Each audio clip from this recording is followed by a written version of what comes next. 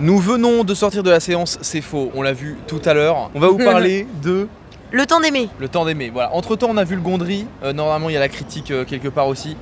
Le temps d'aimer. Le temps d'aimer est le nouveau long métrage de Catel Qu'il est Verré, présenté en Cannes première au Festival de Cannes, avec dans les rôles principaux Anaïs Demoustier et Vincent Lacoste. Le temps d'aimer, ça nous raconte simplement, ou pas, comment deux personnages vont, en se rencontrant, essayer de fuir leur destin à travers l'autre. Et je précise, c'est un film français qui se déroule peu après la Seconde Guerre mondiale, donc à une époque où il y a énormément de sujets tabous dont le film va évidemment parler.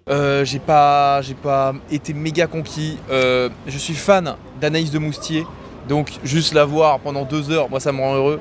Vincent Lacoste, c'est soit ça va pas. Là c'est allé super bien, c'est peut-être même... Ça lui fitait trop bien le rôle. Exactement, le meilleur rôle dans lequel j'ai pu le voir. En revanche, c'est des sujets hyper importants, mais il y en a trop. C'est-à-dire que le film essaye de parler... du racisme, de l'homosexualité, du sexisme, des femmes tondues, du nazisme, des relations avec les pères disparus. Il y a trop de sujets. Il y a des personnages secondaires qui sont là juste pour incarner ces sujets et du coup qui ne servent pas à grand chose. Le film se perd un peu dans tout ça. Le film aurait pu juste parler du couple principal simplement et ça aurait été déjà... ça aurait été sublime. C'est un sujet énorme. Ça aurait déjà été un sujet énorme, mais surtout ça aurait été sublime parce que le film... Et par contre, je trouve quand même assez maîtrisé, on ressent bien les émotions, les sentiments. C'est propre. Donc, si le film s'était concentré que sur un sujet, ça aurait pu être génial. En l'occurrence, là, le film se perd un peu. Et du coup, au bout de 2 heures, on est un peu en mode bon, quand est-ce que le film se termine ? Donc voilà, c'est pas Enfin, j'attendais rien de ce film, donc je vais pas dire c'est une déception. C'est pas une claque, mais c'est pas mauvais, c'est loin d'être mauvais. À toi. Alors, moi, j'ai trouvé que... Ouais, désolé, j'ai mes notes en même temps. Que l'histoire, elle prend vite une tournure tirée par les cheveux.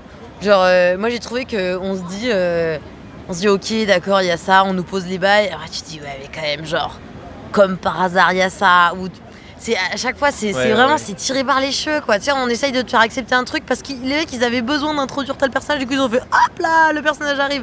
Toi tu te dis ouais, mais quand même là, vraiment. Et oui, t'es censé dire là vraiment. Moi je suis pas convaincue par leur technique de fondu au montage. En fait, au début, ils nous en font un peu. Je me suis dit bof. À un moment donné, ils en font plein et je me suis dit, toujours pas les gars. Et c'est pas que je suis contre les fondus, hein, j'adore ça. Mais là, c'était pas bien fait. Perso, je préfère les raclettes. Donc oui, je trouve qu'il y a beaucoup de choses qui sont un peu sorties de nulle part, comme disait Isaac. C'est-à-dire que, en fait, les mecs, on dirait ils ont des trucs à tiroir et ils disent, ok, là, on a besoin de tel événement. Vas-y, Michel, sors-le nous, mets-le dans le film. Ouais, mais ça n'a pas de rapport. Oui, mais mets-le, on fera une nouvelle scène où ça marchera. Et du coup, on te balance un peu les trucs comme ça. On avance dans le temps, mais... Il n'y a pas de raison de reprendre à tel moment, sauf pour te balancer tel personnage ou tel événement, parce que ça les arrange pour introduire leur nouveau sujet, qui est un énième sujet qu'on aborde, alors qu'on en a déjà plein en stock.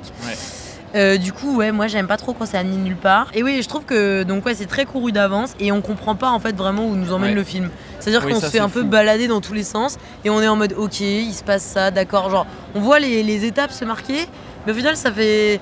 Enfin, c'est pas genre introduction, première partie, deuxième partie, troisième partie, conclusion quoi. C'est genre première partie, nanana, et puis t'arrives à la 15e partie, tu te dis les gars, il y a un moment où... En fait, c'est un peu genre, il y a tellement de sujets abordés encore une fois que le film commence, on se dit, bon ça va nous parler des femmes tondues, ensuite, bon ok, ça va parler de l'homosexualité, bon ok, ça va parler du racisme, bon ok, et en fait on se dit, mais quand est-ce qu'on rejoint l'axe du film, quand est-ce qu'on rejoint ce que veut nous raconter le film? Ces thèmes, ils sont posés, mais ils sont jamais résolus.